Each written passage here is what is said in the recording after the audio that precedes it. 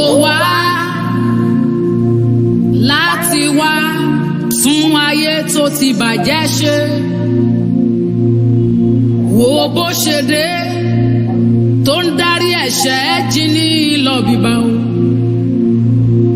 Wo bó ṣe dé tó ń ṣàánú gbogbo ẹ̀dá pátá.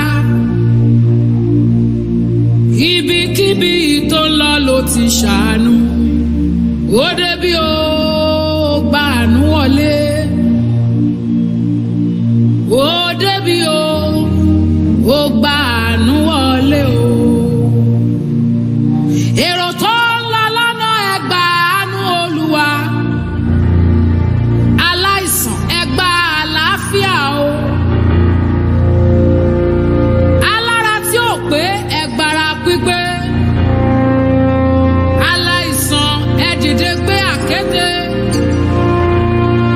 Ìyédè kí gbogbo orí kó tẹríba.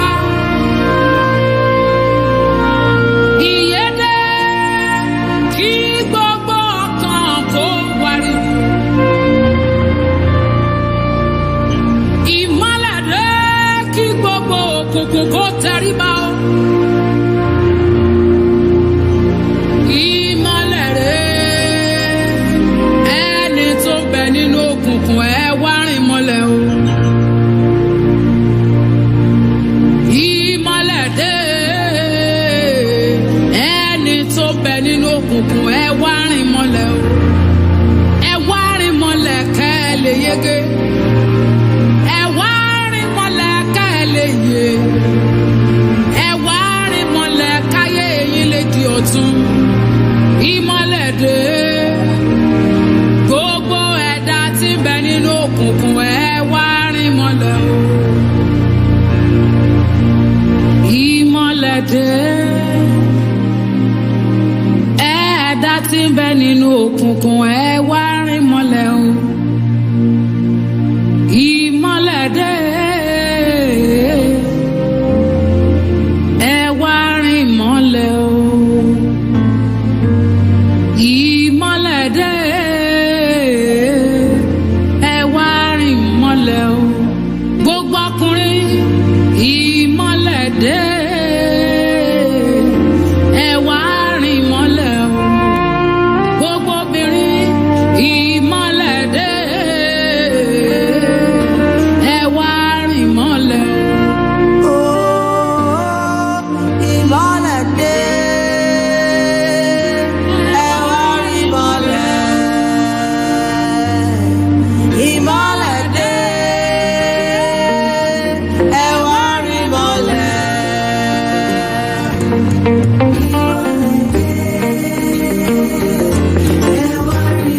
Why would you walk in the darkness? He is here now. Why would you stay in the darkness? He's here for you. Oh, the light of Jesus is shining bright now.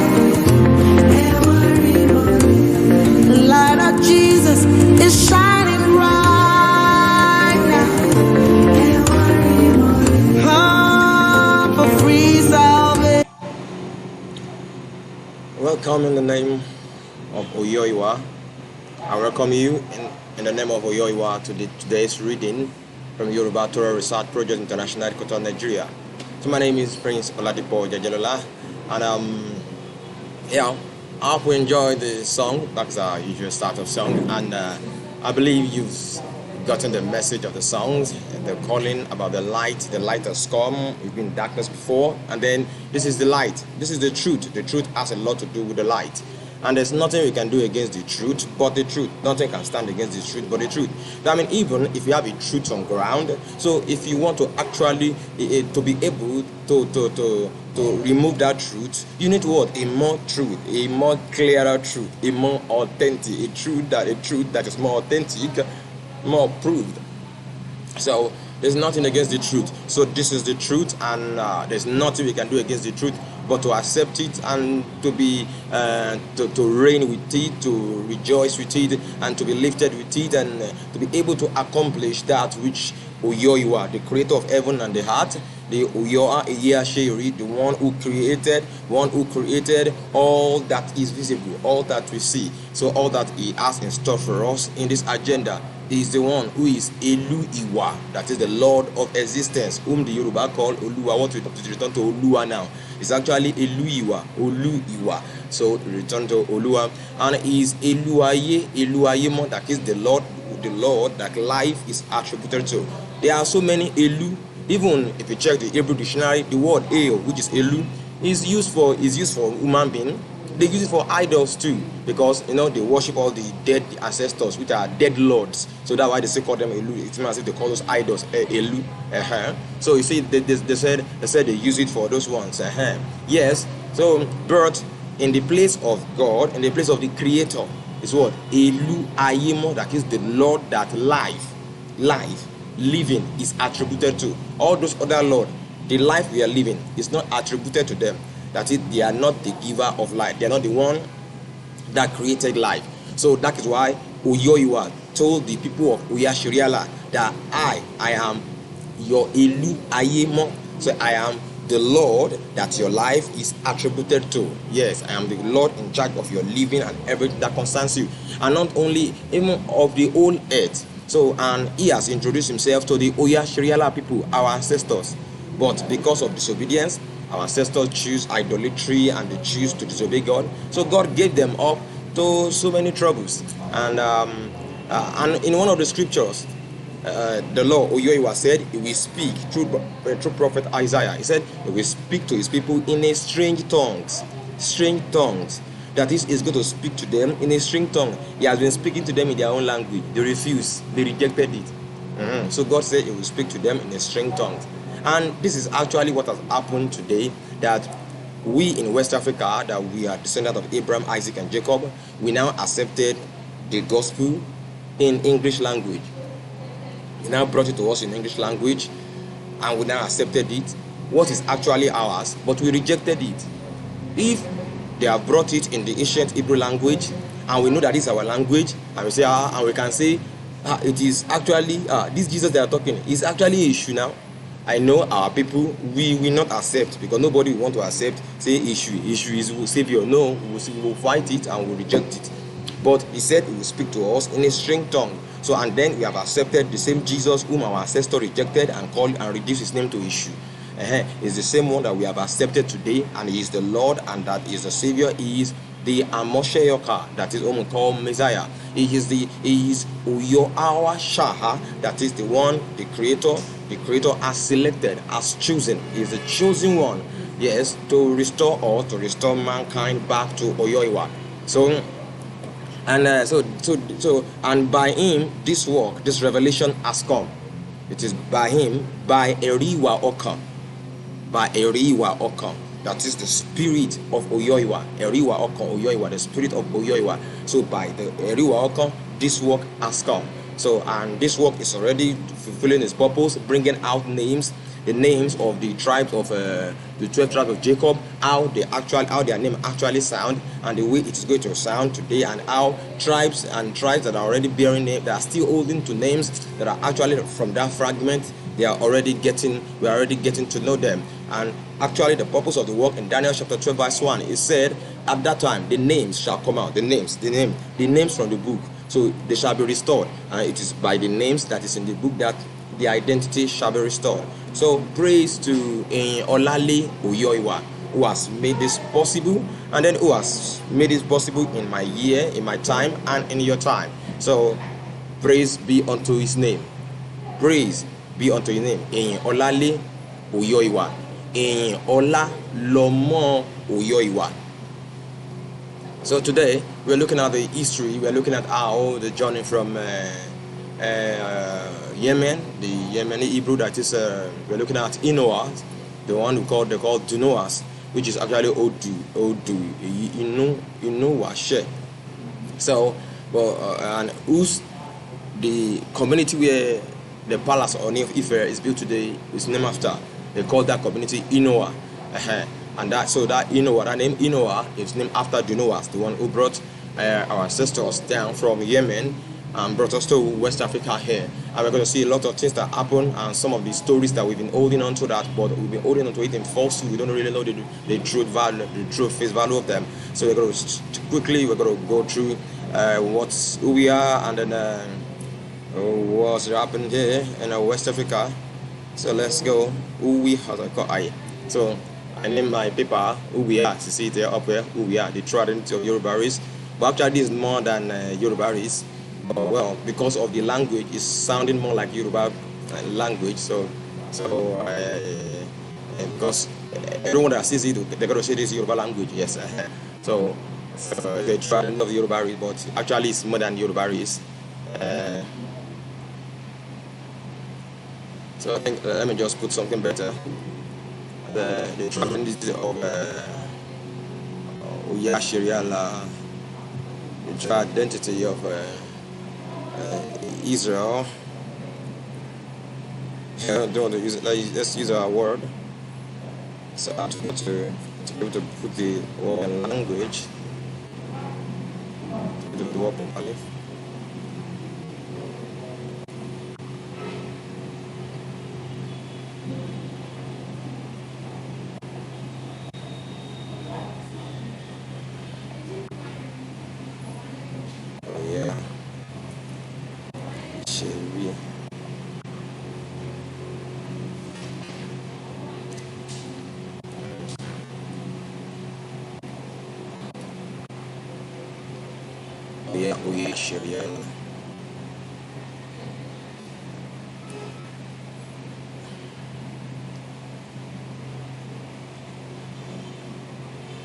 So, looking at the identity of Uyashirila in Nigeria, in West Africa.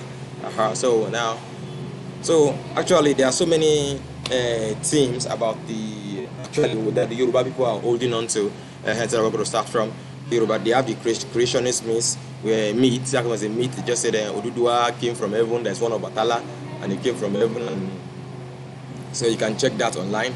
But that is just fables. That is nothing but fables. Because if that is true, if Odudua created Ife for them, then who created Bini, the way Biniha, who created their neighbors, who created Ghana, the land for Ghana, where Ghana people are living, who created Mali, who created, so that means they have, those people too must have their own creator. You see that is nonsense, and that is stark stupidity out of idolatry. So that is nonsense. That has nothing. That is has no support, and even because any story that you want to hold on to that cannot be verified by your neighbors, at least this is history. There must be small country somewhere that at least that must have verification. Then we have a Mecca migration.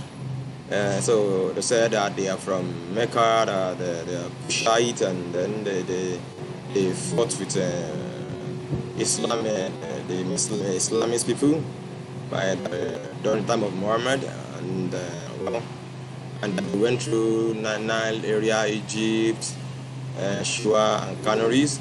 So they have a lot of words history that one did not really have a real substantial support, because even the Borno people, which are the Canary people that they are talking about here, they claim, most of them claim that they and the Yorubas, that they are from the same father and mother, and that some of them are some are the children of the original wife, the main wife, and the other is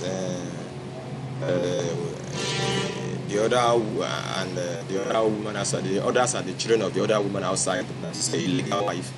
Then we have the Mecca migration too. It's about they said Lamrudu. Actually, it's already making some claims here. Lamrudu is Odudua and everything like that. Pagan idolatry. So, then we have the East African migration. Now, Eastern Egypt, that is in the area of Egypt. That's where they came from, East Africa. And one of the Sultan of Sokoto said that the Yoruba people people displaced from south of Arabia by Emperor Dunoas, and that they originated from the remnant of the, or you said they are children of Canaan. All right. Actually, from the history, we never hear that Dunoas never fought against the children of Canaan.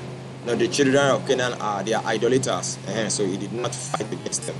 So he did not fight against them. Dunoas actually basically fought against Christians.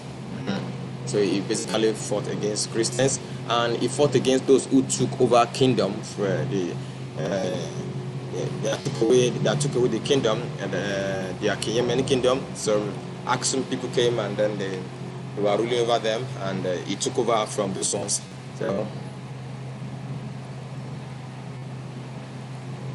So those are the various history before now. So now in true identity of the, so from our work here and by the revelation of Eriwa Okon Oyoiwa. So these are the teachings that the Eriwa Okon has led me to. So now what we call shame in the Bible, that is the children of Noah. We have shame. So that shame is actually, so this is the meaning. They call shame, but it's actually Ishe Ami. That is the name, designation, which is like name. When you say name, designation, to designate something, to give it a name, to identify it. And so so it is like this she and M. So Ishe Ami, like, or say now more simply Ishami. Yoruba still use the word and Isami. They say Oruko Isami. Isami means to designate. That's actually meaning of Isami. So Isami, that is to mark something, to give it a name, to give it a number, either to give it a number, to give it something that will to identify, a system of identification. So that is Isami. So you call it Isami or you call it Ishami. If you call it, the C and the she sound, it was in the between the battle of Gilead and then Ephraimite, the C and the she sound, Shibulit and Sibulit. So it's still happening here. So we have Ishe Ami, then we have Ise Ami. So but actually what I'm looking at is like the name means designation, which is Ishami. So before now, most of the history says that black people are basically the descendants of Ham. But no, we have some black people that are descendants of Ishami, this Isami, called Ishami. Actually, and also the name of Ham is actually not Ham. It's not HM. It is KM, which is actually Ike. And if you see the meaning of the name means warmth. That is warmth, like reception. That is good reception, warmth reception. And in the Yoruba word, and such kind of means ke, to treat well. Ike, that is to receive warmly. Okay. So it means Ike ati Ike. So the name Ham, what you actually call Ham, is actually Ikemo.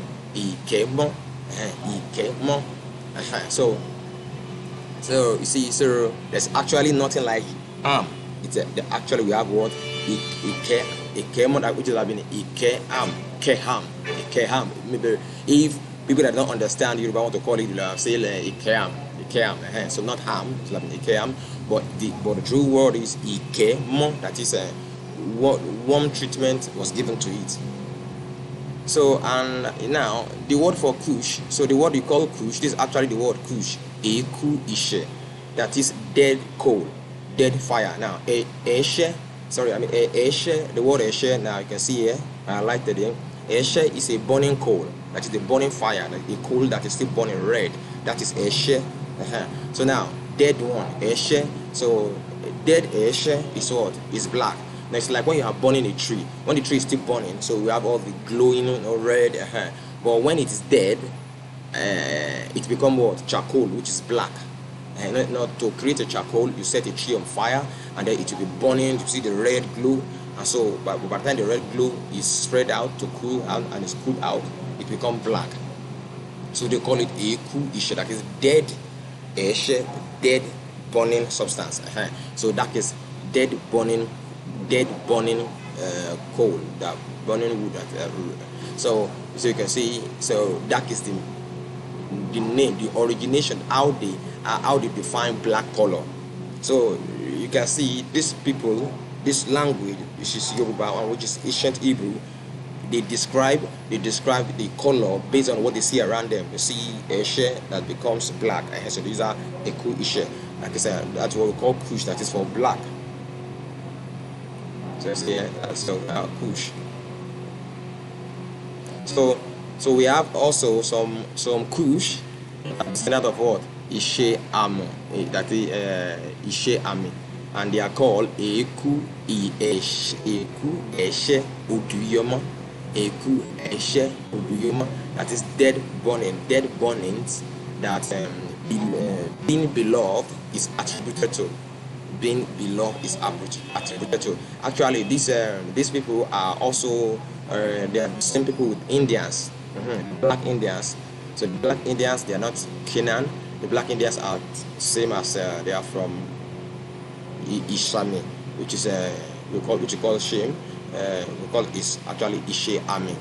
So Eku Eshe Oduyomo. Now, it is from this Eku Eshe Oduyomo that Terah, the father of Abraham, left. So they are black people from India. So it is here from here, and of course it was due to religious challenges. So they left that place, and Abraham Abi Are Yi Amo, that is Abraham, and then Yi Ise Kweke. Then so Terah gave back to Abi Are Yi Amo, then Abi Are Yi Amo, then gave back to Yi Ise Kweke, then Ise Ikweke gave back to Oya Oko Ibi, whom the Yoruba call Okombi in their story, because now when there is a loss of contact with a particular information and it's just oral, so transferring oral information without documentation and the sound, so some sound get to miss along the way. So Okoibi now become Okombi.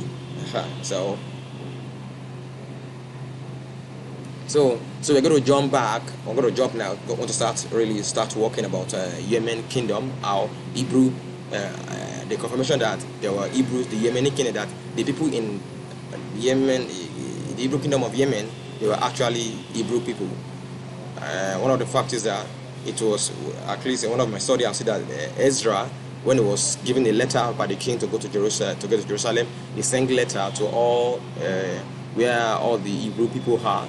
And it was mentioned that he sent a letter to the Hebrew communities of south of Arabia too, but most of them did refuse to join, just the same way the people, most of the Hebrews in Babylon too, refused to return with him. So they refused the invitation because most of them are still afraid, because they actually did not believe the prophets concerning prophecies concerning the destruction of Jerusalem. But so they were so stubborn, and God actually eventually had to destroy them. So most of them knows that they know they will still they are still ready to worship idol. They are not ready because even then they still worship it. They stylishly said they are worshiping God, but they still keep ancestral worship, and that is what God was against.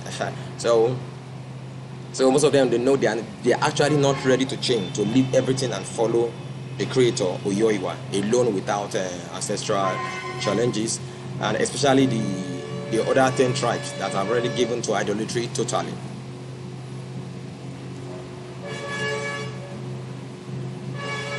So, and even we see that that's why you see some of the Yoruba people today saying religion did not say they should not do their ancestral worship. So it has been, so it is what their fathers, what they inherit from the ancient Oya Shirela people. And now, so let's go back. Also, since the time of, there are some other documents that talk about that Hebrew people entering into Arabia started, some said, in the time of Saul, when he sent men to go and fight the Amalekites, and they failed. And they let some people to go alive. So they were rejected. They left. They departed from Israel. They went to Arabia to go and settle down. So one of that says that when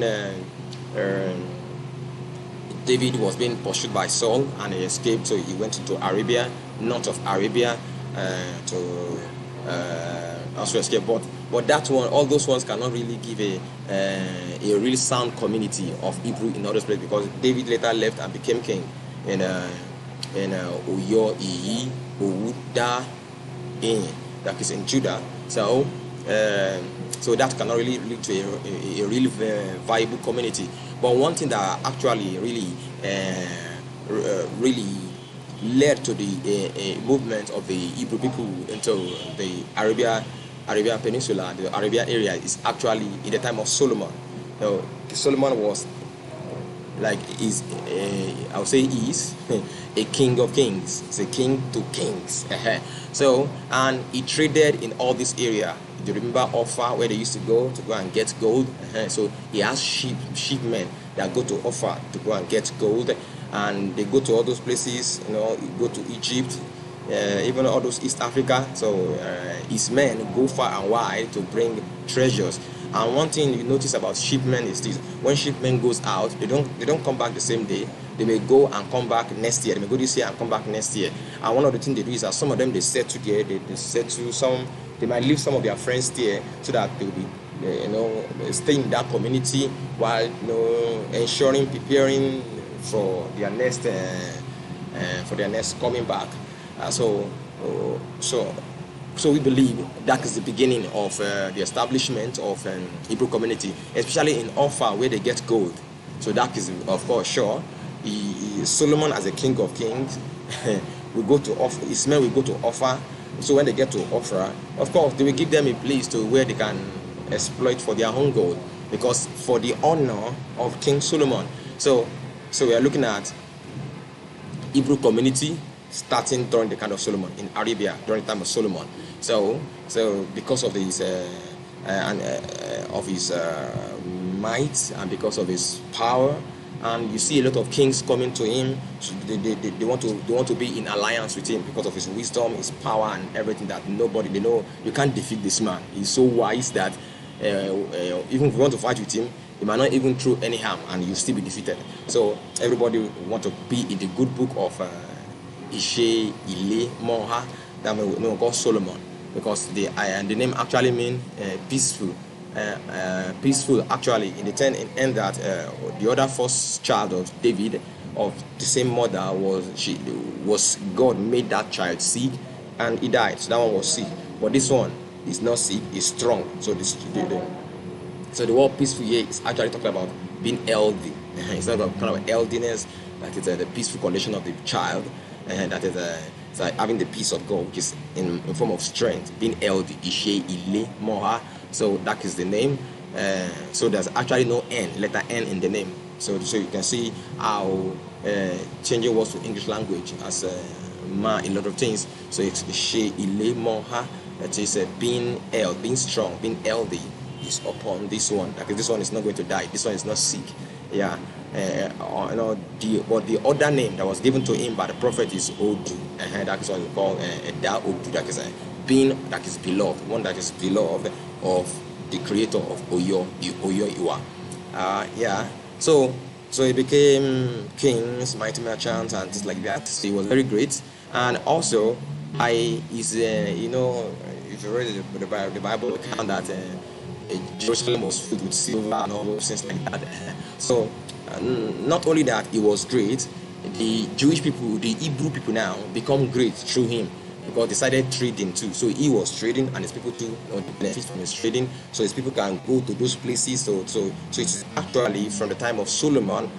It is in the time of the reign of Solomon, the Hebrew community started venturing out into other places, because they see them as honorable people. They see them as powerful people with powerful and mighty king. So that is the first thing. So that means, of course, Hebrew community must have started in Offa, where the goats are, where they get the goats, and in also all other areas where their sheep needs to go and get things. So there is high probability, and it is sure. Even this day, we know that when a particular country go to another country to go and be getting goods, and they go through ship, they used to leave some of their people there so that they can help to secure goods for the next turn, for the next coming.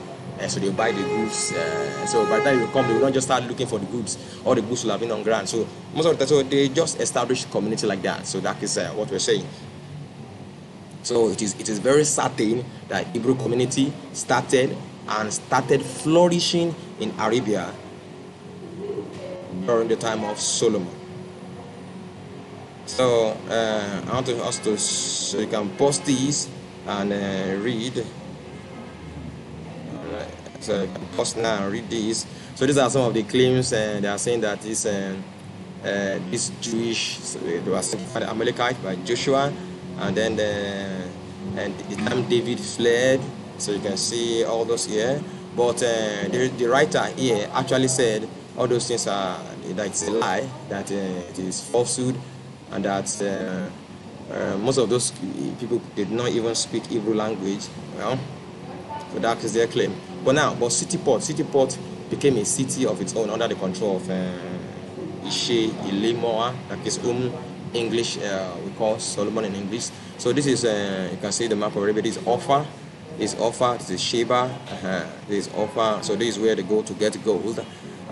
And actually, so, and this is Israel here. And so they go all the far here, and to get some other things, because they get a lot of things. The kingdom of Israel under Solomon was filled with a lot of things. So, and many people from all over the world are coming there. So their shipment too, we have the privilege to go to anywhere. They will be welcome anywhere. They will be welcome, and they were welcome everywhere. So they will also pass through this strait here and could have gone all around. So you're looking at Hebrew community forming here for the time of Solomon. Yes, through doing trade of gold, and also probably around there. Yes, of course, because this is where the Sheba, this is where the Queen of Sheba came, and we wonder how did the Queen of Sheba heard about Solomon? She must have met some Hebrews that were in around our community that must have talked about discussed about their kings and everything, so that she had heard. So the best way to hear directly is actually from the Hebrew people themselves. That is what the people of King Solomon. So reveal Offa is biblical. So Offa is a biblical El Dorado, is a gold. So you can see. So King Solomon made a navy of ships in Ezrogeba, which is beside Elot and the Sea. And Hiram sent his navy shipmen. That's not like with the servant of Solomon. So servant of Solomon, they're just there to go and get gold.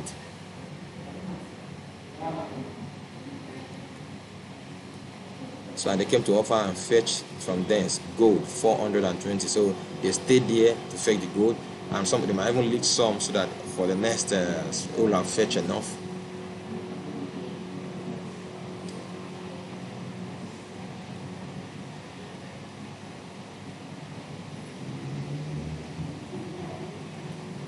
So you can see Offa, Sheba, and Avila. So all those places where they go and for treasures. So let's go.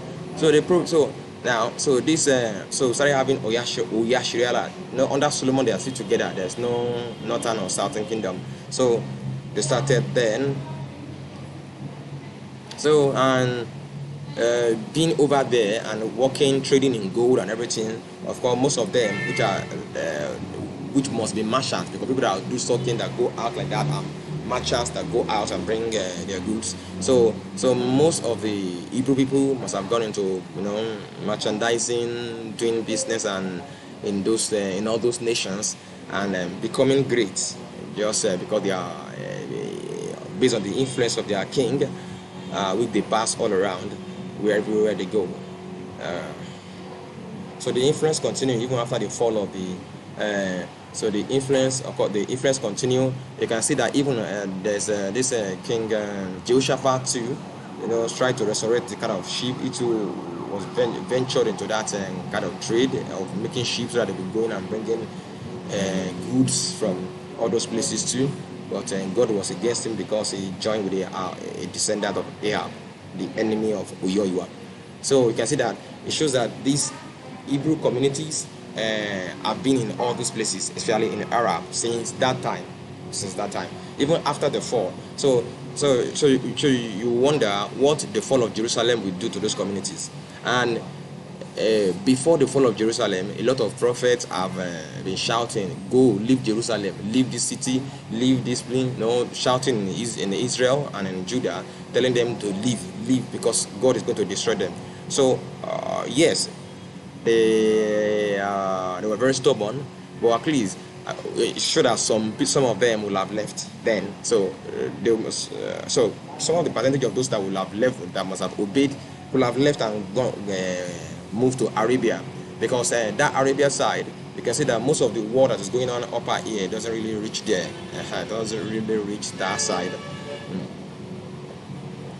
So because I think one of this empire, when I talk about Babylon, did not really reach that place. The Assyrian too did not touch all those places. Even Persia was very later, after the Yemen Hebrew was taken away from that place. When the Hebrew departed, it was destroyed. The Hebrew kingdom was destroyed. It was later after then that the Persian kingdom now actually came over to that place and started reigning over the place. So the influence continued even after the fall of the kingdom in 722 before Christ, and then it's before Christ. It's the northern kingdom and then the southern kingdom.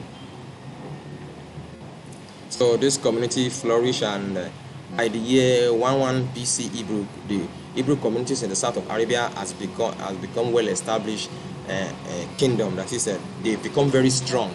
So the word here that is called kingdom is actually amuleketo. That is, they have been made strong. They've made to reign. They can reign over themselves. So they started reigning over themselves. They started choosing a leader, and then they have their own community. They have a leader over them. So actually, when I study this name and look at amuleketo, omo, look at it here. Omo uyo iro. Omo uyo iro. So when I look at this word omo uyo iro, is this omo, that is somebody from, like child, what we call child today in omo. Or actually, but it means somebody that is with somebody, a follower, a descent, a part of these people. Omo uyo iro. And this uyo iro is actually the first name of what we call Jerusalem. The Hebrew name of Jerusalem, the exact Hebrew name is Oyo Irowa She Ile Iwa. So it is this Oyo Iro that was removed. So it's like they are talking that these people, they see themselves as being connected to Jerusalem. So that is the basis of this name. Amuleketo Iyi Omo, that is, they are part of Jerusalem. Just like you remember the name of Oya Okoibi. So when he was to be renamed, they call him Oya. Did not choose Oya Okoibi Shiriala. That is, he did not say Oya Okoibi prevail and excel. No, he just take the first name Oya Shiri. That is, Oya prevails and excel.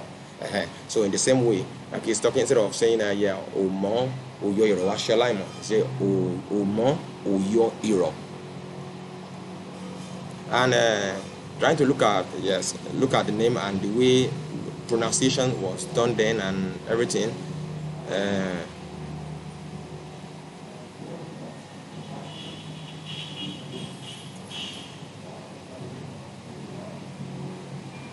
So look at it. So this is Omo Uyo Iro. Omo Uyo Iro. So look at it further. Then basically, most of the Y is always sound when people are speaking in the speaking language. So that is, the Yoruba call it Ipayoruje. That is, sometimes they omit them sound in talking. It is in the written down, it's always there, but when they are saying some of those things, they omit some sound, because removing the sound will not really affect the understanding that they are passing.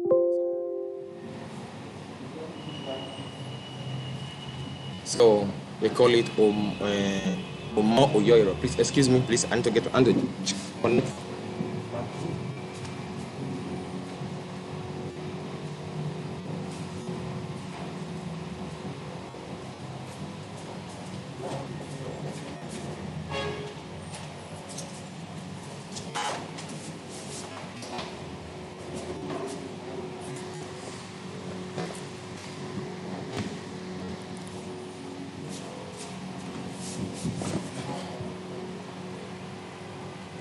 I thank you. I'm sorry. I'm sorry for that. The battery is alright. So now you can see Omo Iro. So if you omit that Y, it's Omo Iro. Omo Iro. Mo Iro. So that's actually so for me I can say that is where the word more came from. He said the more, all this the more, Moorish, whatever, that's where the word actually comes from. So the more or whatever we call it, they are also from, they are still from this kingdom of Yemen.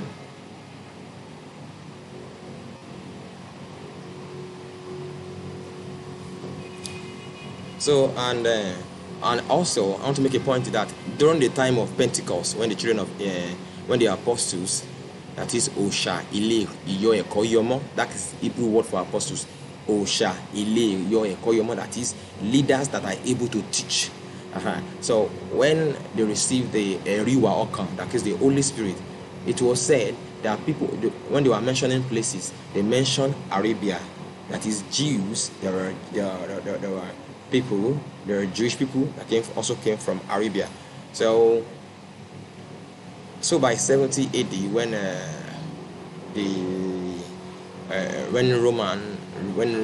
Rome destroyed Jerusalem, so one of the place that actually received most of the Jewish communities was actually Arabia, because that is a place where Rome does not really have effect there. Rome is not really, because from what I've studied, attempts by Rome to venture into that place, they met with very strong, even though they still rule in Egypt, but they could not get into Ethiopia and all those going down to those lower part of Arabia. So most of the Jews who are now know that they've become enemy to Rome, and then Rome is going to do everything to rush down, escape down to Arabia. So as per that 70 AD, the population of the Jews now. So in the time of Solomon, the movement there were Hebrews, not Jews, not Judah. It is together. They went there either from various kind of tribes, where they had the 12 tribes. They must have moved there, doing business there. And so then continually, as business grew, some other people that are in Israel must have been moving down to that place. And then when, though later the kingdom divided, but when things started becoming hard, that is when the kingdom divided, and then they started having a lot of troubles, and then the wealth started going down. So if economy is not flourishing, what will happen? A lot of people will also move out to places where economy is flourishing. So they would rather move to kind of that area where there is gold and all those things, to go and do business. And since they have their family members there, so they can go there and do business and bring goods to Jerusalem and even trade with other nations around them. So you can see that there will be increment, just like we see in Nigeria today, that most of people in Nigeria are always traveling out. Well, because Nigerians, which are the descendants of Israel, most of them are still worshiping idol, and under that kind of idolatry worship, and then not knowing their identity, so they're a bit under a lot of bondage and things that God is allowing to happen to most of the community in West Africa. So everybody, they are running away to greener pasture and abroad. That's why people in Nigeria, in West Africa, feel all those countries. Even people in South America running to US. So you see that all these things favor the growth of the Hebrew community and then the Jewish community in Southern Arabia.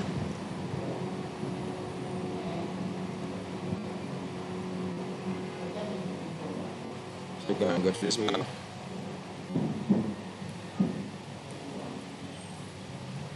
This is the kingdom of Emir, and this is I think the offer is around here. It's offer towards here. Let's go to that one. So you can also go online. You also see about the history of the Emir Kingdom. They said they are. One thing you also see that their communities always also they has this name Odu. So you can see here Odu, but they call it Du. It's actually what actually full meaning is Odu.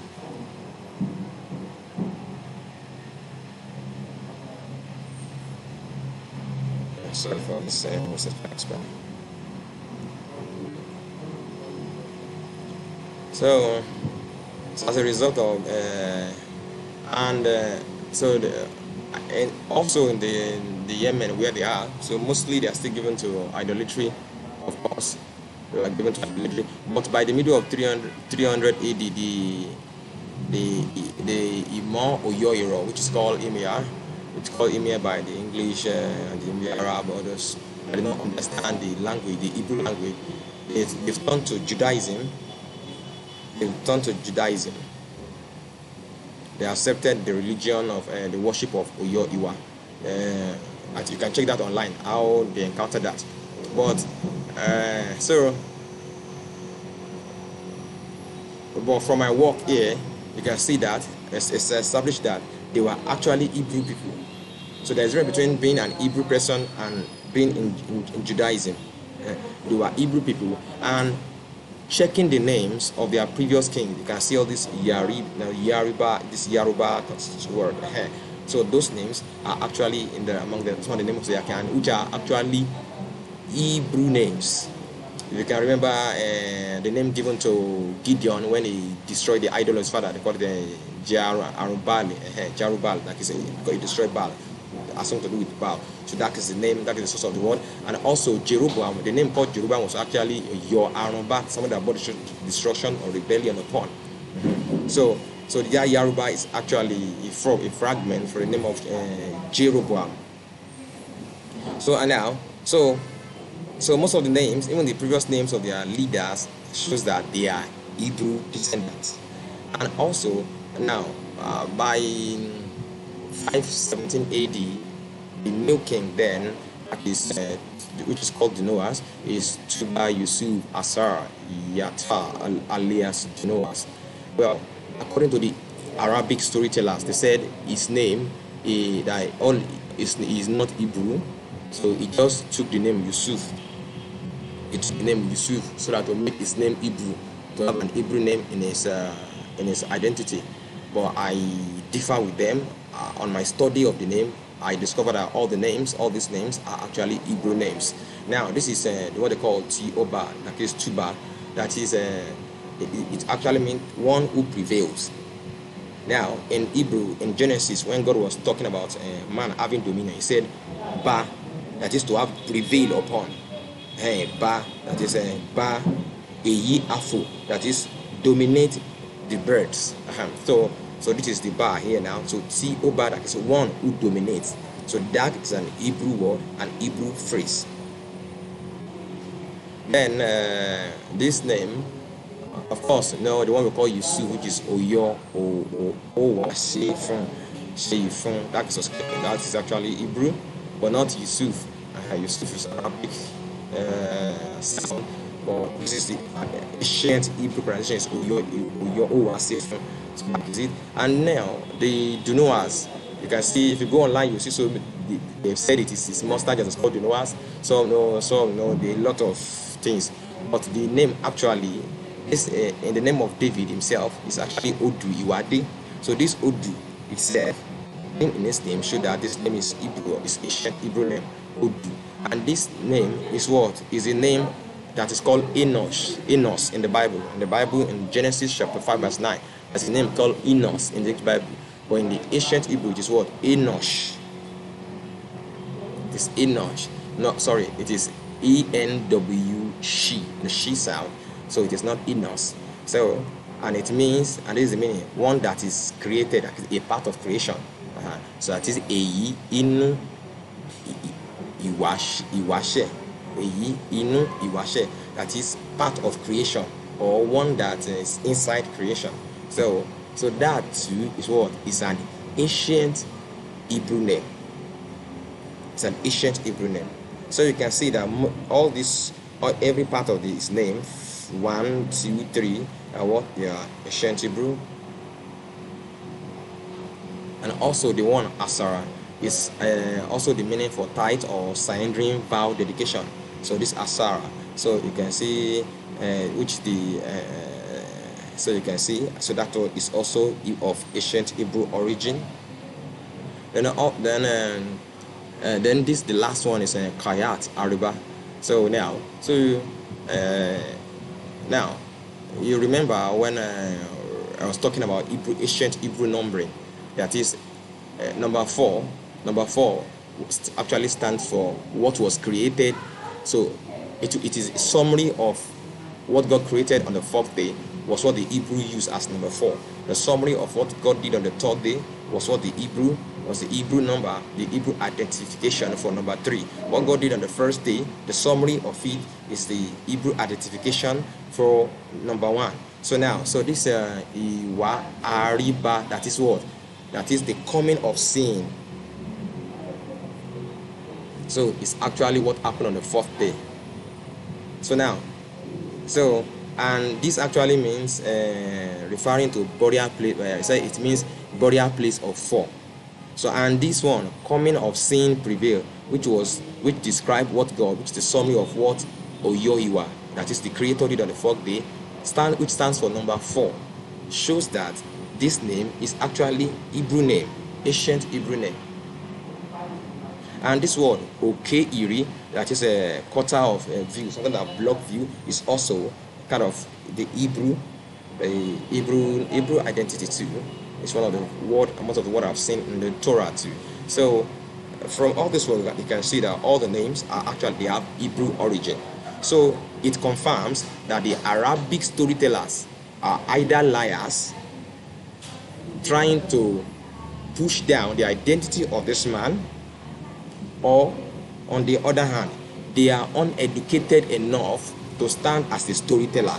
So there are two things. It's either they are not educated enough, they are not knowledgeable enough to be able to stand as a storyteller, or they are liars, they are manipulative, because I've heard there's a part of Islam that allowed you to cast something down in order to establish and to push up your own Islamic religion. So I don't know what will be in their mind while they are doing this thing, but basically all the 4 names here, they are basically of Hebrew origin.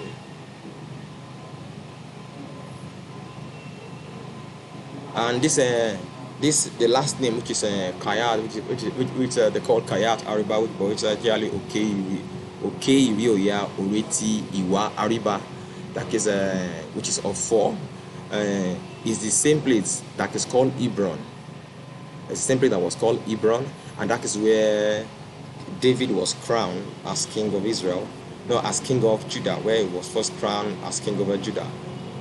So the work done on all these names, this identification shows that this man they call Dunoas is actually an Hebrew, was born an Hebrew, given Hebrew name, and he grew. So taking up Yusuf's name might just be is now going back to Judaism. So there's a difference between being an Hebrew and there's a difference between going to Judaism. An Hebrew person might have been in idolatry either from Judah or the other 10 tribes. But the storyteller says that his mother, the mother of Dunoas, is actually of the house, the princely house of the ruler house of David.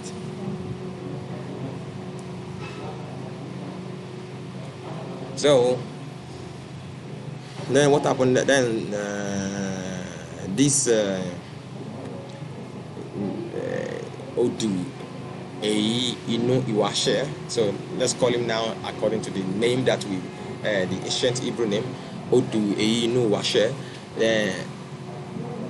now discovered about the Hebrew oppression, the oppression of the Jewish people now by the Roman Empire, which is then by the Christian Roman Empire. So he decided to start punishing the Christians. He started attacking the Christian kingdom, the Christian nation, the Christian settlements around him. So basically massacring them. Well, for him, it's a retaliation for what Rome is doing against the Rome is doing against his own people. So he also sent a letter to Persia, to the Persia kingdom, that they should join him in his war against Christians. But by the time the letter reached there, the Roman envoy, they were actually with the Persian kingdom. So the king of Persia just gave the letter that Arus gave it to Rome. And so, and of course, that means the Persians are not ready to join. And so the Rome immediately just called on the Aksum kingdom, which are very near. So Rome and the Aksum kingdom, they wage a war on the Hebrew kingdom of Yemen. And there's this another argument about this general called Abraham. Now you can see that even though most of our myths and then our oral history are very wrong, and they have been dented, they have been falsified, they have been, people have added a lot of things to suit their idolatry sentiment or to suit their understanding of that particular time. So one thing is that one of the things I've said before is that they said there's one Abraham that fought against them, fought against Odudua, and he left and he defeated them. But you can see here that there is General Abraham that fought against Odu Inuash. So you can see that, but all those stories that they are saying, there's no correlation with all those stories anywhere in the world. But you can see that there's a correlation here, that there's a General Abraham that fought Odu Inua, and Inua is the place that's where the Palace of Oni is located, named after the one that brought them to Ife, to West Africa. So you can see, so this is so the same Abraham. So this is the Lord Abraham. But the other difference is from the storytellers, the Arabic storytellers, they said General Abraham was the general of the Aksum army. But the Yoruba oral story rather says that Abraham is part of their own people. It's part of their own people, but because of religion, they define religion. So they were doing their own religion. They were doing, Odua was doing idolatry, and then Abraham now, according to their own story, they said it is according to the myth. They said Islam, but actually that was also wrong, because by the time they changed it to Islam, because that was their understanding changed later. When they become disconnected from the true history. So now, but what we really have is that we have General Abraham, but according to I will stay to the oral. I'm holding on to the oral history on the basis that he is from within their own people. He's from within their own people, and then he let down his own people because of religion. So that means while the kingdom is going to Hebrew, going Judaism, General Abraham fell onto Christianity. So it's now the Jewish, and then the Hebrew, and then Christian war. And his falling to Christianity could also be for gain to be a leader, because what followed the story was that when General Abraham with the Aksum army, when they came and they were able to defeat Inuash, which is called Inuas, and they said he fled. Actually, some Arab stories said he fled into the water. They did not see him. But some say he fled in the water and died. But they did not see his dead body to confirm that he died or not. So they did not know what happened to him. They did not see them again. That's what happened. So he and his almost like 400 armies, they disappeared. And according to the Yoruba oral history, they said he left, he escaped away from what? From those that want to kill him. So you know what escaped like that? This General Abraham, the Aksum kingdom sent a viceroy, somebody to rule that land. This General Abraham killed that man. So now, if General Abraham is actually an Aksum person, an Aksum man, he would never have killed his own brother that came to him to come and rule over the land. But General Abraham is actually from the same land, like it's Yemen. So even though he has helped them, the Aksum kingdom, to defeat the Noahs, but he will never desire that somebody from there to come and rule over this land. So he killed that man that he may rule. So he started representing the Aksum kingdom over the land of Yemen. So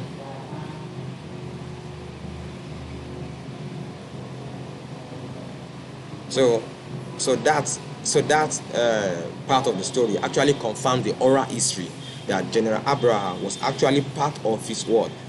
The same people, even the name, this is Abraham is sounding almost like more of an Hebrew name. So it's part of the same people, but it fell for Christianity, either because so that he can take the kingdom, and for the problem of the kingdom. So then he worked against some people in the favor of the Aksum kingdom. So he won, and the Aksum kingdom sent somebody else to come and rule. That means he will be under another person in his land. So he killed that person and started to rule. So that means they don't want anybody to rule over them. All right. So I think we just talk about the story of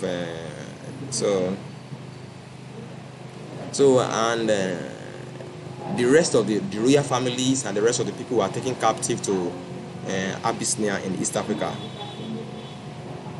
They are taken captive. Most of them were thinking that actually Inua has died.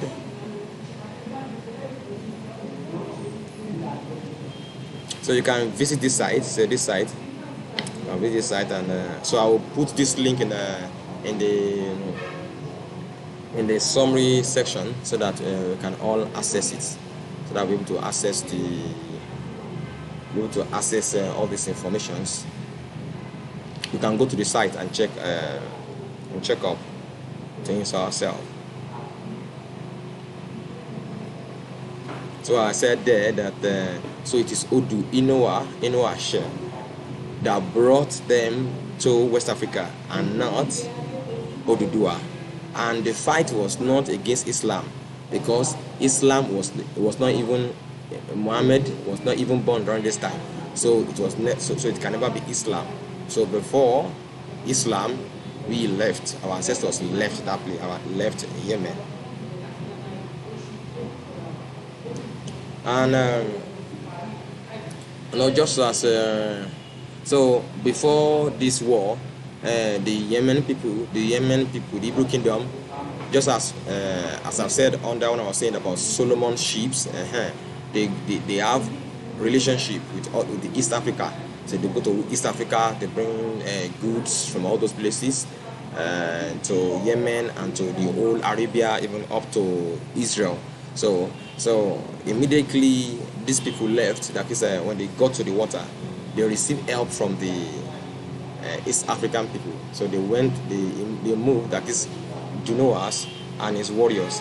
They went to East Africa. So they were able to escape from that water. They did not die in the water where they assumed they have died. And these are warriors that stay by the sea. They are warriors of a community that is by the sea.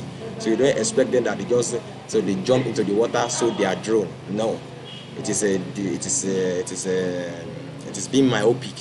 It's like saying you are fighting an Ijaw person and he now jump inside the water and you said he's dead. Go and ask Nigerian army, go and ask Nigerian police. They will tell you more about that. That if you see somebody that is living by the sea, that grew by the sea, that is on the sea, that jump inside the water during the fight, it doesn't mean they are dead. So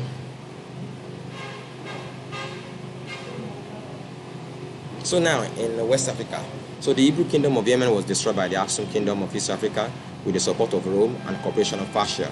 So the last kingdom of Odu, Inoa Dunoas by Arabs, a descendant of Oyade,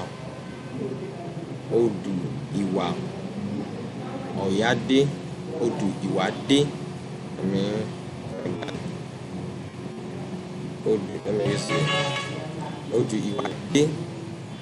is David.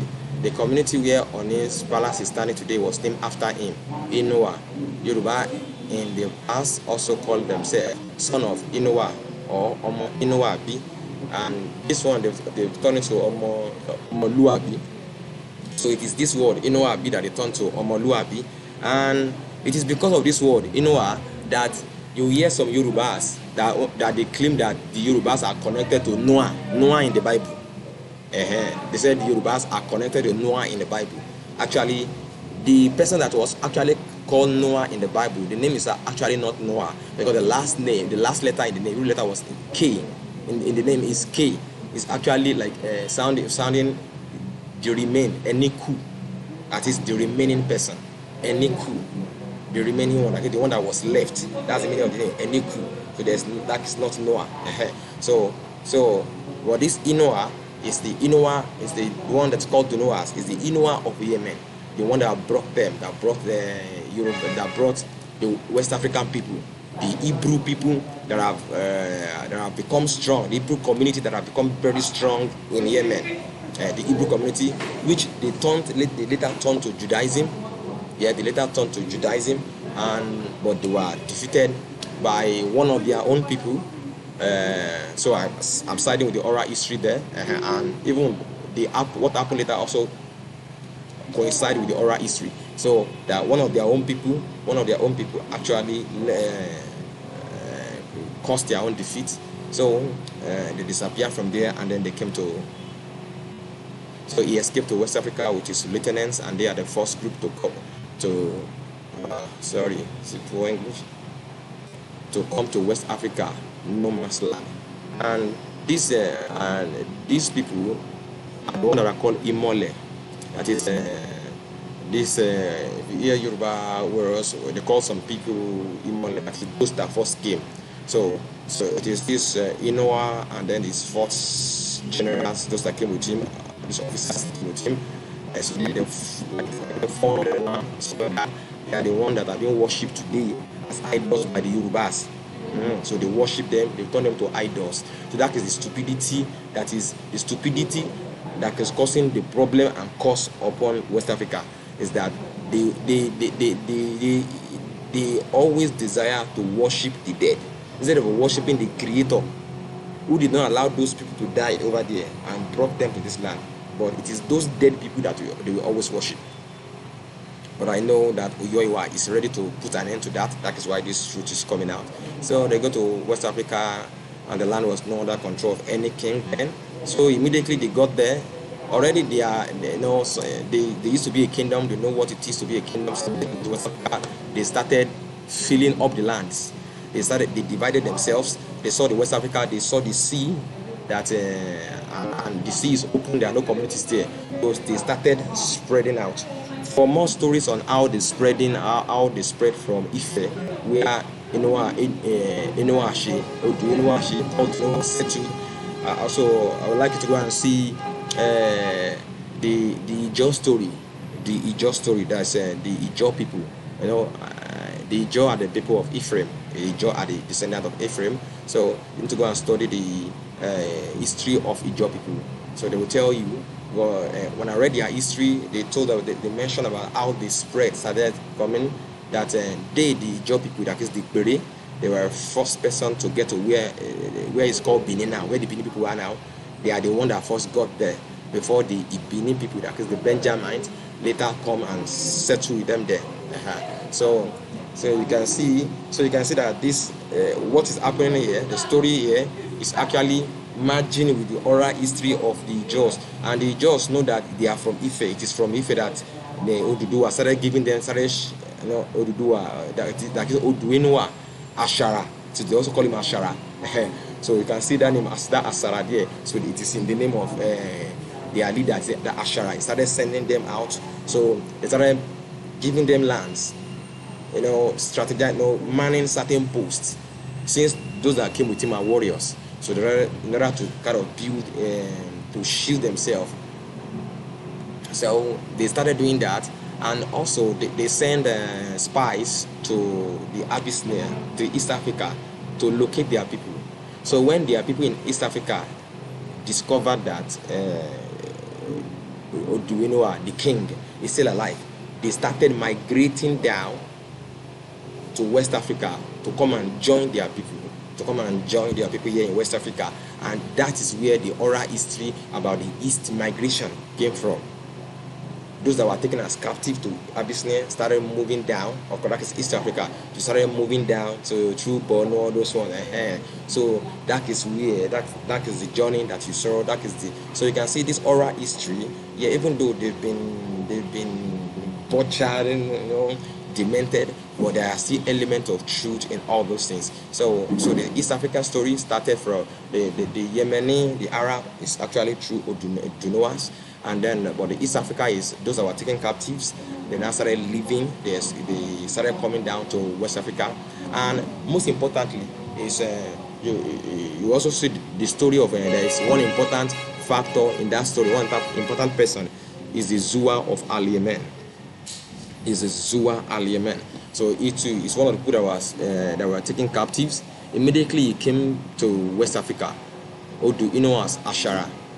The same way he sent the Peri people to where the Benin people are now. And so he sent this Zua Al Yemen to Kukia, the place that is called Kukia. So Zua Al Yemen was Kukia was allocated to Zua Al Yemen, and that is where he and his descendants. So when you hear of Zua family, Zua reign, but Zua was a leader of his people, but he was not the leader of all. So Zua is subjected. Zua Al Yemen was subjected to Dunoas and the house of Dunoas that reigned from Ife. So we are looking at now this Amuliki, that is which is called Malik by all the Arabs and everything. Actually, this Malik, that is the kingdom, and then the head of the kingdom. So reign from Ife and ruled over the whole West Africa. So now the house of Zua Al Yemen, which is subjected to the Odu Enoa's house in Ife, they also started growing. So the community in West Africa started growing. They started expanding, marrying wives, and giving birth to children in large quantity, because they know they have to fill the land is massive. They have to fill and they have to cultivate and all those things. And I know they must have faced a lot of challenges then too, because coming to a land, a forest that has never been occupied before. So there must have been so many strange animals, like all these wild eagles. And I can see that some of the proverbs we have today is actually from what situation that happened then. Like they say, Asha Kilano, Omokulini, Daniel Mope Asha no Pomoje. The way I want you to go and check eagle and see how eagle pick animals, even pick human being, try to pick human being, an adult human being from the heel, and try to pick him and throw him down. And it take the effort of others to grip that guy. And you see, wild eagles, they are very strong. They can kill human being. They can kill, not to talk of small children, just carry away immediately. So some of these things happening then. So while they were still dinner, and then the eagles, there will still be many. So if they are not careful with their children, thinking they were still in Yemen, where all those animals are not there. So eagle can, that means eagle must have carried away children of so many of them, while not taking enough caution that their environment actually required. So that's why the proverb Ashan, because the name for eagle, the Hebrew name for eagle is Asha'ara. Asha'ara, that is one that lacerates the flesh. Asha'ara. So you can see that eagle, the one that they say eagle is idi. That is nonsense word, though. That is nonsense. That is useless Yoruba that people are trying to create today. But the actually Yoruba word for eagle is what? Asha'ara. One that lacerates the flesh. That is the Hebrew word. The ancient Hebrew is she and R. That is someone that lacerates the flesh. Flesh tiara. Asha'ara. So that is the word. So eagle. So the name, Yoruba name for the ancient Yoruba name, the Hebrew name, which is Yoruba, the authentic Yoruba name for eagle is what? Is actually Asha'ara. So I just mentioned this one to confirm, to show that these things are they are true. That even our proverbs today, the proverbs, and then still confirm most of these incidents. And so Zua. So we are talking about the Zua Al Yemen in Kukia. He started growing. So this is a confirmation of some of the work that have been done that confirm that the Zua, these people, that they are children of Israel, that they are Jewish. That is, the Zua Al Yemen was a member of one of the Jewish communities transported from Yemen by Abyssinia in the 6th century after the defeat. So they were defeated. So they moved through that place. But Dunoas himself went through the sea to East Africa and then to West Africa. And it was when Zua Al-Yemen discovered that Dunowas is still alive in West Africa that Zua Al-Yemen went through Abyssinia to go and join him. So you can see, so this is an extract I took from one of those write-ups, so you see the links. And the kingdom grew, so like that, so they continued to grow until 1000 AD.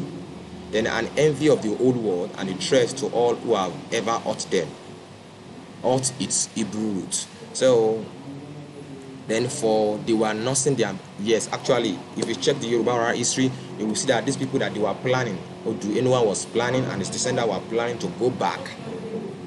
They want to go back to Yemen to go and wage war. So immediately they came to Africa, to West Africa, they started preparing for war. They started training and living their life that they are going back to take their land, and probably they want to go back to Jerusalem. So these people, and though that happened later, but after a lot of problems. So at 1000 AD, one of the son of Zua Al-Yemen has replaced one of the descendants, not the direct son, because the person I'm talking about is actually the 15th ruler after Zua Al-Yemen, 15th ruler of Kukia after Al-Yemen.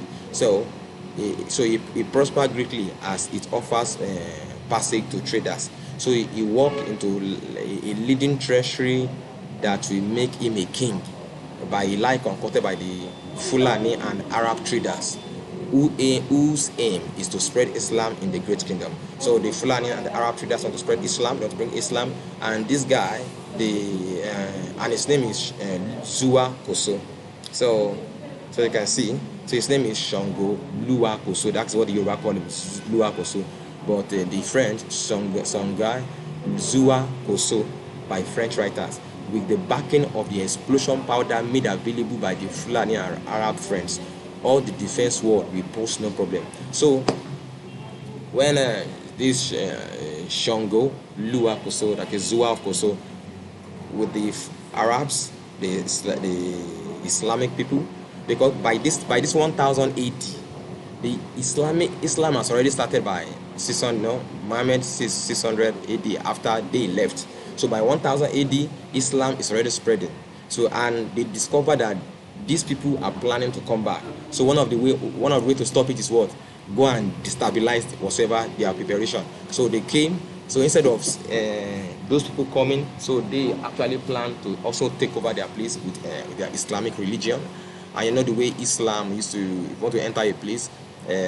Most of the way they enter, most of the communities in West Africa, especially in Nigeria, is they create division. They set two against one another, or when they see that they look for a division among you, and they sided with one, they destroy the other, and they kill the one that they supported to destroy the other. So that is the way the Fulani and the Arabs have been using most of their system to take over lands and places in West Africa. So they found Shango Lua Koso, which is Shango Zua Koso, and then he fell to their trap, and with him, so many other communities like the Gao communities, the Gas communities, and from some story I found that the Igbos and the Ewe people, probably these two, but I found from one of the stories of from what I read of the Jaws, I discovered that it was mentioned that the Igbos joined Shango Lua Koso. Shango Zua Koso is also Jewish. He has Jewish origin. So the Igbos who are claiming Jewish origin, so they are Hebrews. So the Ewe people too, they are claiming Hebrew. Say they are Hebrew, and the people they want to fight again are also Hebrew people.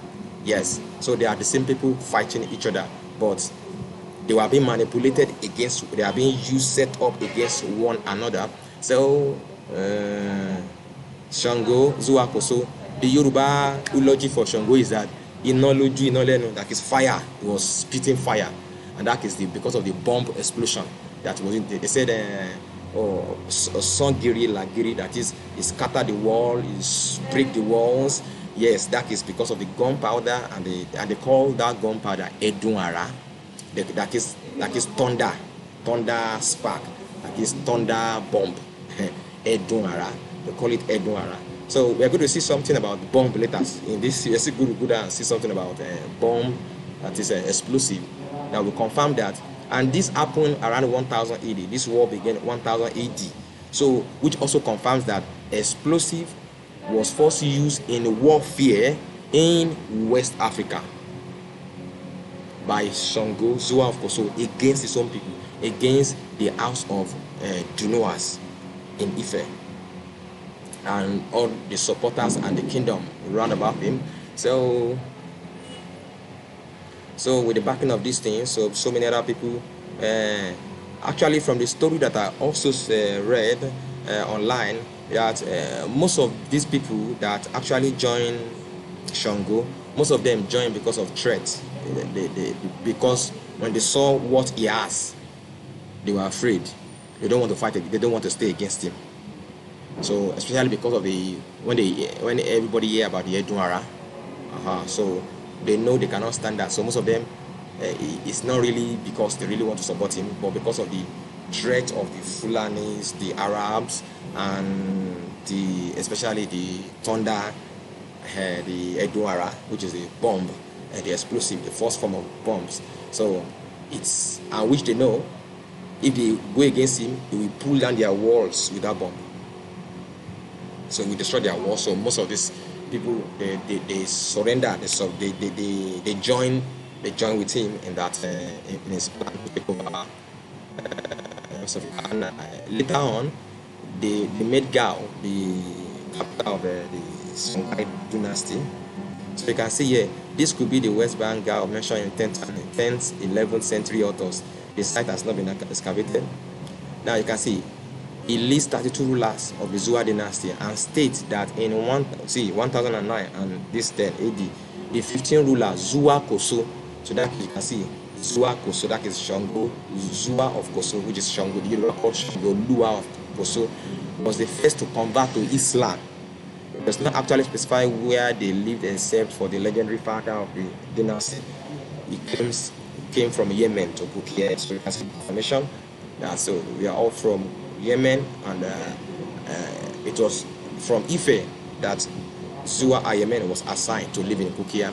That's why you see most of the people around Nigeria, some people in West Africa lay claims to Ife, that they are from Ife. They used to be in Ife before. Yes, because when everybody came, they came to Ife. From Ife, they were given lands. Even those from East Africa, they moved to Ife because that's where Dunoa is. Because there they divide land out and send them. So they're sending people out to all their places. So that is why almost everybody in West Africa has a link on this place that we call Ife. And also from my reading, the way we call South America today was also discovered before 1000 AD. No, they came around this place around that's around the 6th. So before 1000 AD, they have already discovered America. And these people are they are sheep. They are people. They are seafarers. So they are seafarers even while they were in Yemen. So when they got here, they did not leave their trade and they discovered America. They started journeying to America started before 1000 AD. But mass movement into America started as a result of this war, the war that Shango Zua of Koso unleashed on the household, the ruling house of Odu Inuas. So you can see some of that story about the Gao, because by 13th century, later, the house of Zua, the Arabs, just as I've said before, the Arabs that supported Zua of Koso, that is Zua Shango, Zua Lua, which is Zua or Lua Koso, they later removed his children because the Jewish blood always desire to worship ancestor. So those one want to do ancestral worship. So the Islamic people remove them, they pursue them, they take over the kingdom away from them, and they send them. So and that's how the Sunni empire, the Sunni dynasty began. They took over from them, they sent them away from from ruling. And Pukia is actually in Katsina, Nigeria. So you can see when some of the people in Katsina claim that they are Igbo descendants, so that they are Igbo, they are Israelite, so that's who they are. There's nothing. And apart from all these stories, their name coming out from the work I'm doing on the Torah confirms their identity. So the name of Kano coming out confirms their identity. So the name of other tribes that are coming out, so it also confirms their identity.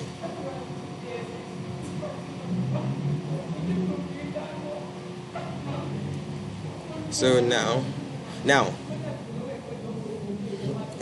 so with all these things, you can see that Arabs, the stories in Africa and everything match up to confirm that we in West Africa, we are descendants of people that came from Yemen. And the people from Yemen are descendants of what? Of Hebrews from Israel. Hebrews and Jewish from Israel. So then I started saying something about bombs, you know. So this is a story about bombs from China.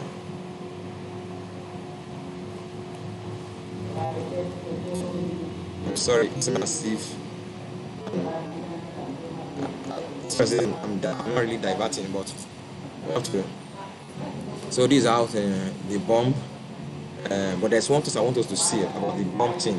So they talk about China, but here, according to their discovery, they said bombs start making start from China, and they said 13th century. So, but bomb was used here in West Africa. So they have to change their story, and it is a fact. And we're going to see the name that they called the bomb that the Chinese men call their bombs. He said, look at here, please. See this cursor, everyone. He said the term was coined for this bomb, thunder crash bomb. And the Yoruba call it Edun Ara. Ara in Yoruba, Ara is Yoruba word for thunder. So the same name that the Chinese are calling it is the same name Yoruba called it. But the Chinese might not call it Ara because the Chinese word for thunder must be different. But in the Yoruba word for thunder is what? Is Ara. So Yoruba call it Edun Ara. So it is this Edun Ara that Shango, Zua or Lua of Koso used to destroy all the great cities that were built before him, that were built before 1000 AD in West Africa. So because those, especially those that did not surrender to him, so all the way down to Ife, and he was able to conquer, and nobody was able to stand against Shango Lua of Koso because of this Edun-Ara, this bomb that he was using to pull down walls, pull down anything that want to stand against him. So now, and one of the things one of the ways the bomb was put to use then, even though there's no written down thing, but I got this by revelation. Yes, I got this by revelation. Yes, I received most of my work by revelation. I saw that people were standing. They went to a place to fight. They have the power to defeat their enemies. They were stronger than their enemies. But I discovered that something happened, that the ground under them started shaking and started opening up, swallowing them, started rising against them. So actually what some of the things Shango did is that since these people that they are fighting against, their fellow Hebrews, did not understand how this explosive work, and they've never seen it before. So what they do is they plant this explosive on the grounds, just like they do IEDs today. So they know, they guess where those people are going to come, where they're going to stand to say they want to fight. So when those ones are already waiting and standing, they were actually standing directly on where Shango, the Fulani, and the Arab have already planted this small Edun-Ara, some of this powder, some of this Edun-Ara. So while they were thinking they are getting ready with their horses and they want to go and fight, suddenly all these bombs started exploding under them, making the ground, you know what the bombs do? It lift up the ground. So that's what I saw in Revelation, that the ground was rising up as if Yoruba would say Ileba Odogba, that is, the ground is rising up, reach to their height. So the explosion actually destroyed these people. So by the time the explosion will finish its works, what is left are not able, even what is left are just injured armies. Even though no matter how strong they are, they've already been injured by the bomb. So they just come and finish them, and they just take over the lands. But so that's actually how Shango Luakoso. So Shango that is being worshipped today is actually a rebel. It's not worthy of any honor. A rebel is not worthy of any honor. So Shango that is being called God today is actually a rebel leader. He's the one that sold West Africa to Islam. He's the one that sold West Africa to Islam. So it's not worthy of any worship. So it is stupidity to even worship dead person. Not to talk of you are even worshiping somebody that sold your land to Islam, to slavery. So after this, he started taking over all those kingdoms, pulling down their walls, and so nothing could stop him. Then, so in order to stop him, one of the princes of the house of Dunuas, the one they call Oya. Actually, there are two sisters, but the younger was actually Oya Akin. That is the younger. Akin. That's the Hebrew word for younger. It's Akin. So Oya Akin. Now she managed to seduce Shango Zua of Koso. She seduced Shango and got to bed and started so they did not marry, but he started sleeping with her, so that is so she managed to do that. And while she did that, she also managed to discover the secret of the powder that was being used, the Edwara, that was being used by Shango, which are the powder that was being used explosive, that more like gunpowder, the chemical mix. So she discovered it, and she discovered that if water get to it, all those bombs, they will be useless. So she managed to get water, liquid substance. According to the oral history, they said it's a menstrual liquid. So she managed to get liquid into all those powder that into the store of the powder, and make sure that everything is wet. So before she did that, she has already planned with our people. So immediately she did that, the Odun Inua house, because immediately, so when Shango Zua Koso have already conquered the armies, most of the people in the cities have fled. Those that are left to resist could not even stand. So most of the people have fled, and they fled to a particular place. There is a pit around Ijebu today that everyone that look at see the pit used to imagine, how did they dig this pit?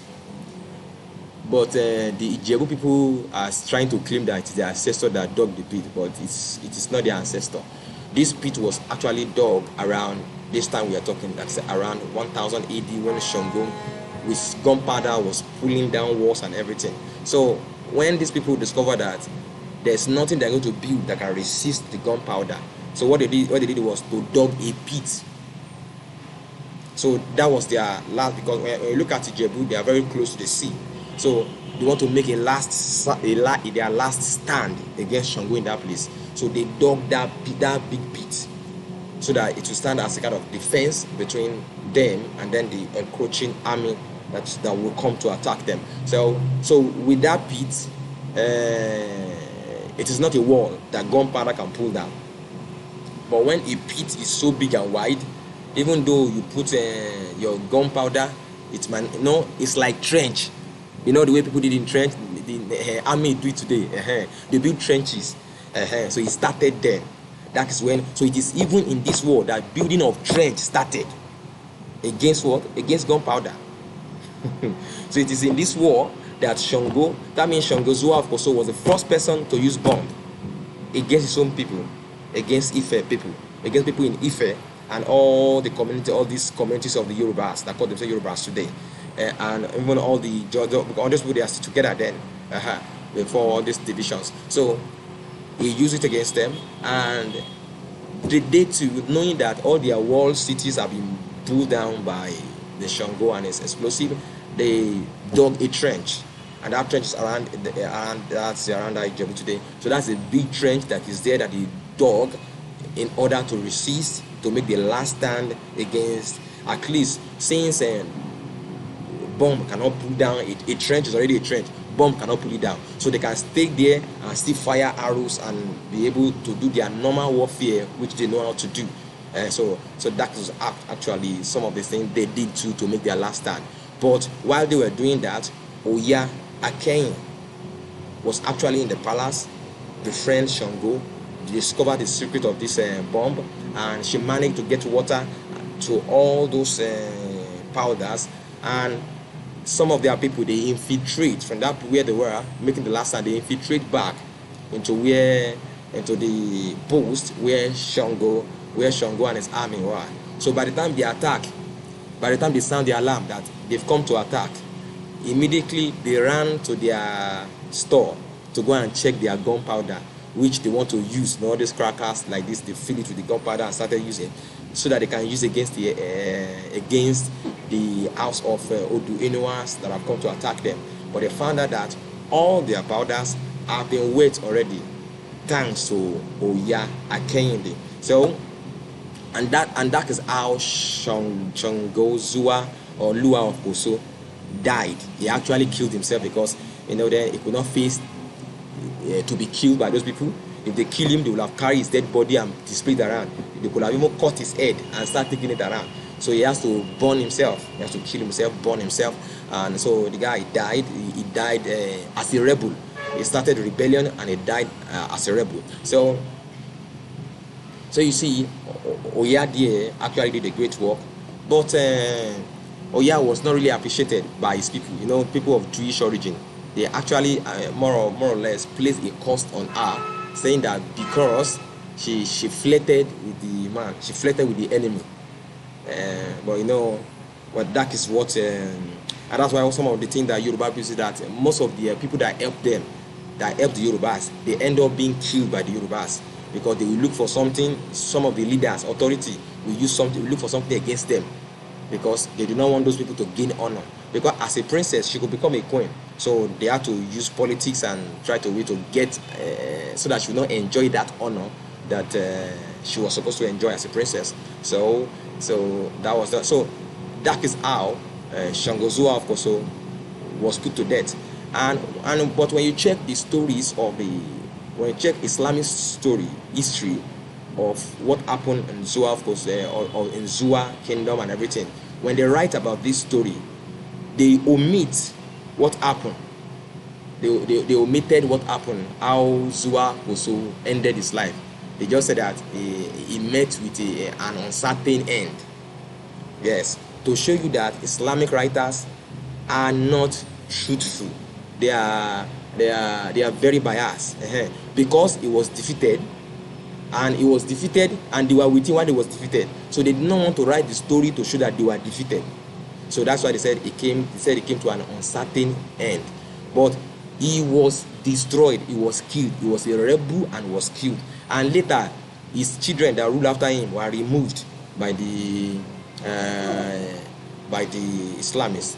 Yes, they are removed by the Islamists, and that is how where we are today. So you have them. So they grow from Sunni dynasty to Askia dynasty, Mali Empire, all those like that. While here, since everybody was also, everybody now started growing and everything, but the Fulani and so that is the beginning of the encroachment of the Fulani into West Africa, that you see everywhere today. Fulani are still doing they are still claiming that this land, or West Africa, belongs to them. Well, all right. So, but one thing, the major purpose of this story is for the West African people, the Yorubas, the Igbos, the Gas, the Nopes, the Bini people, the Nope, the Kassina people, or the original Kassina people. I'm not talking about the Fulani. Original Kassina, the Kano people, the Balewa people, the cannery, reaching to the cannery, now talking to the Ghana and all those places, that this is who we are. We are descendants of Abraham, Isaac, and Jacob. We are of Hebrew descendants, and that one of them, some of them, which are the Yorubas, and most of these the Yorubas are still holding to the Hebrew language. The Nopes are still holding. Major of their words are the same with the Yorubas, but they have been influenced, because the Nopes too have been influenced by the Fulanis. They've been influenced by the Fulanis, Kanu, and all those people. The people that have been influenced, so their language has been. But the Nope people still have a lot of Yorubas in their words. Benin people, of course, see talk about a lot of Yorubas, especially the Igala people. So you see, so this is who we are, and one of the ways to recover the blessings of Oyoiwa and to stand back as a nation and to recover the glory that belongs to us is one thing. We have to know who we are and then go back to the God who made us who we are. So we are we are the children of promise. We are descendants of the beloved servants, the beloved people of Oyoiwa. So we have to go back to Oyoiwa in total repentance, and then we can start to operate in his blessing, in his glory, in his power, and in his might.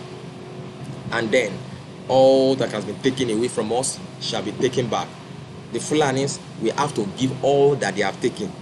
They have to go back to where they were in 1000, that is 1000 AD. So, brothers and sisters, so this is the short and summarizing the history of who we are. So in this, so we can see that this is who we are. We can even say that even in who we are, some of our stories were shoot aside. Bomb was first used in West Africa, and it was first used among us. And trench against bomb was first also done in West Africa. So that is who we are. We are great men. We are great people. We are Oyashirialas. So thank you very much for listening to this long speech and this long discussion. 1 hour 42 minutes. I was thinking this is going to be like 30 minutes discussion. All right. Thank you very much. So this is Yoruba Research Project, International Headquarters, Nigeria. So if you want to be a partner, so you can reach us. You can see there's our bank, Sterling Bank number, and then if you are in Nigeria, you can reach us through MoneyGram or Western Union. So this is the name. Sorry, I know some of our fellow Nigerians that are into wrong activities, all these Yahoo things. Please, this work is not for. This work belongs to Oyoiwa. So anyone that comes around this work with such intentions will not prosper in it. This work is coming with the power, with the same power that it came in the hand of Moses, Moshaha, whom we call Moses in the Bible. So it is going to destroy anyone that comes with strange intentions, evil intentions. So this work is fire. It will burn. It is to give us life, but then it will kill those that want to tamper, that want to rubbish it. So please, let's be careful how we do around this work. I'm sorry for this thing is long, but well, thank you very much. Thank you for those that have been for partners and support. We thank you for more and more people that are still going to join our partners and support. So thank you very much. I really appreciate you. The Lord bless you. So I'm rounding up this now because it's been 1 hour. It is just long. It's long. So thank you very much. In the name of Oyoiwa, I decree that Ibuyurikun Oyoiwa will continue with you. In the name of Oyoawashua. Amen.